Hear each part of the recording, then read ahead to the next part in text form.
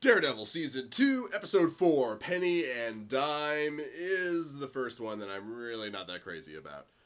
It's not bad. It's got a lot of really great moments in it. Like, Punisher finally gives his backstory, telling it to Daredevil after the two of them have gone through some serious shit together.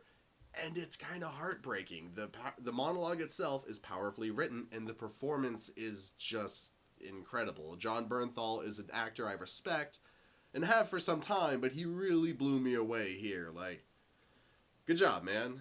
Seriously. And I also really dug how the Punisher story is a mirror of the new character introduced to this episode, Finn, this Irish mob gangster boss person in charge of things for this organization, is coming to America to seek revenge because the Punisher killed his son. But Finn killed the Punisher's family, so it's this great cycle of an eye for an eye and the whole world's blind. Revenge accomplishes nothing. It's very interesting stuff, and it's portrayed in a very good way, very well written way. And that good writing for both that monologue, the Punisher character himself, and the mirror of this villain and our anti-hero, it kind of stands starkly in comparison to the aspects of this episode that really weren't written so great. First of all, how the Irish mob eventually finds the Punisher. It's way too easy. And it's actually not the first time that someone has found the Punisher through extremely easy means. Now, because the Punisher is put forward as a character who he plans things out, he always has a backup plan, he's very clever, he always has some kind of trick up his sleeve, and he's very careful about where he goes and how he does things and covering up his tracks. And yet, Daredevil, 2 episodes ago, I forgot to mention it in the episode review, but in 2 episodes ago, Daredevil found the Punisher's house in like an hour and a half, if that. It took him less than a night to do so, because he followed a very easy-to-find trail that the Punisher apparently never bothered to go back to clean up, and eventually he got within, earshot of his house, and he left his police scanner radio on. So Daredevil finds the Punisher through nothing short of the Punisher's own incompetence, and then the Irish find the Punisher's house by beating up a bartender and then beating up a pet store owner. That's all it takes? How has he not been found by other people? How can he sleep at night without someone kicking in the door and shooting him in the face? How have the police not found him by now if it's that easy? And then, to make it even worse, once the Irish mob find his house, he's not there, but he's got this map of New York City, or maybe it's just Hell's Kitchen. I'm not sure. My bad. Whatever. Either way. But the only marker on the entire map, this huge map that eats up most of a wall, is a carousel that has all these pictures and things from it that obviously say, this place is important to me. If I'm not at home, go here, I'm probably there. So the Irish mob go there, and he's there, so they take him prisoner.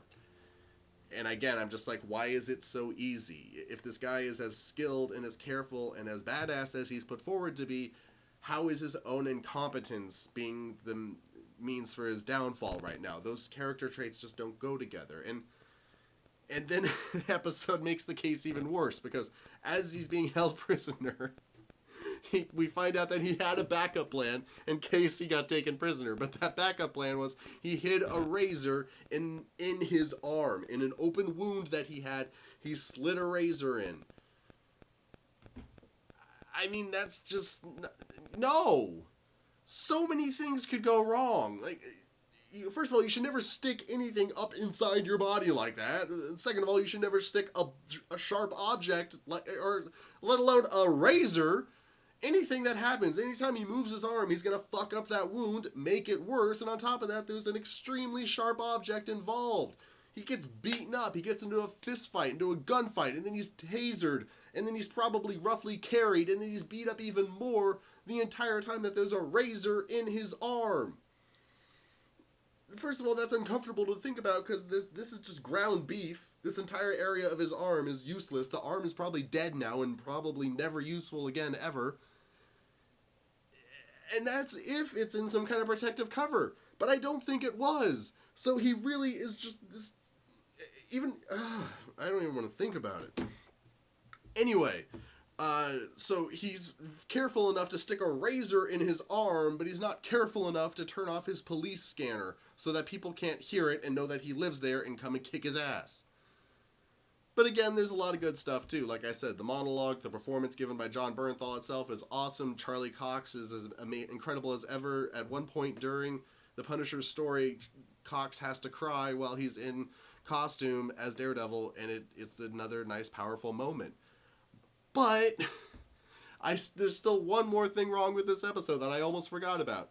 The ending, when the Punisher is arrested, Daredevil's also turning himself in, being like, look, we need to put an end to this vigilante justice. This isn't my justice. This isn't his justice. This has to be actual justice. Take us in. But the cop says, no, I won't do that because you're the hero we deserve, not the hero we need, a la The Dark Knight.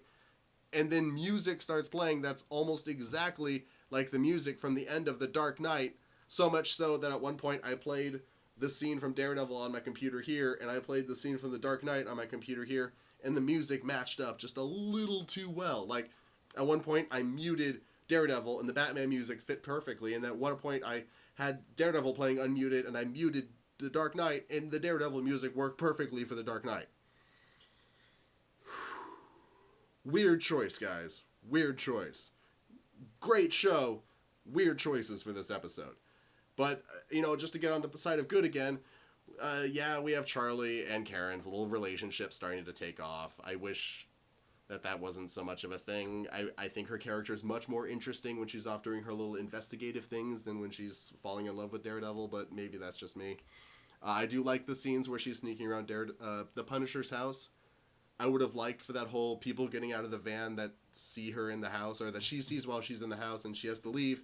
I wish that scene had gone somewhere and it had a resolution, not just she gets out of there fine and we never find out. Lame. But yeah, I mean, I'm still liking the show. I like the reveal of Elektra. Funnily enough, it happened right when I was thinking, so isn't Elektra supposed to show up sooner or later? And then there she was. I'm not sure if that's a good thing or a bad thing, but it made me laugh either way. So I'm looking forward to the future, but this was not a great one. Hopefully it gets better. We'll see. I'm excited. So episode 5, let's go.